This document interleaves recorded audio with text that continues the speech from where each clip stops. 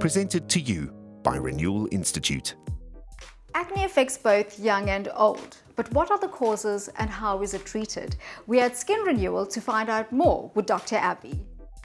Dr. Abbey, thank you so much for joining us on Living Your Best Life. Thanks for having me, Maria. It's great to be here. Great. Dr. Abbey, we keep hearing about acne. We see it in kids, we see it in adults. But what is acne? Maria, acne is a very common skin condition whereby we have inflammation as well as infection. At a deeper level, if I had to explain it, we've got sebaceous glands, which are oil glands, that over-secrete or overproduce oil. And if the top layer of the skin has become slightly thickened, that oil can't be released, which then creates the perfect home for secondary bacterial infection.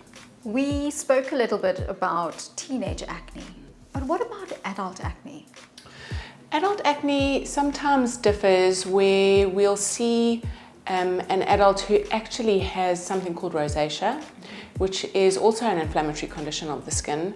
The skin looks a little bit thicker, it's very red, it appears oily, and we can have a pustular rosacea as well, which looks like acne, but actually isn't. It's a completely different condition.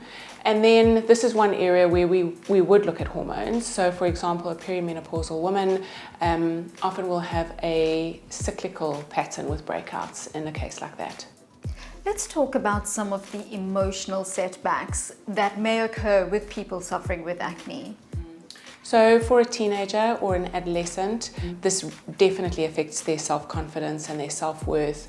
As a result, they become a little bit more introverted, avoiding social situations. They're embarrassed about how they look.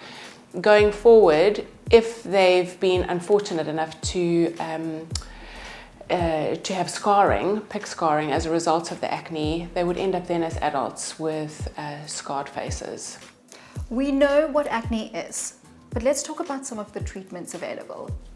So we take a holistic approach to this, where we look at lifestyle, nutrition, gut health, the amount of good quality sleep that the person's getting. So it's not only just an approach to skin treatments or topical treatments.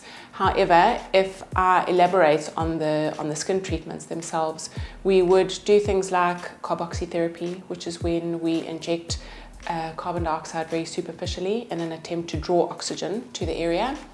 PDT, which is photodynamic light therapy, which gives red and blue light. That has a great anti-inflammatory as well as antibacterial effect on the skin. Certain peels like salicylic or beta peels, which help with resurfacing, laser genesis. There's so many options for problematic skin. What is the most important advice you can give somebody that's suffering with acne right now? To rather seek professional advice as opposed to buying something over the counter. That's paramount. A lot of people tend to see adverts and rush out and buy things that may not necessarily help their problem or be the right product for them. So that would be my first take-home piece of information.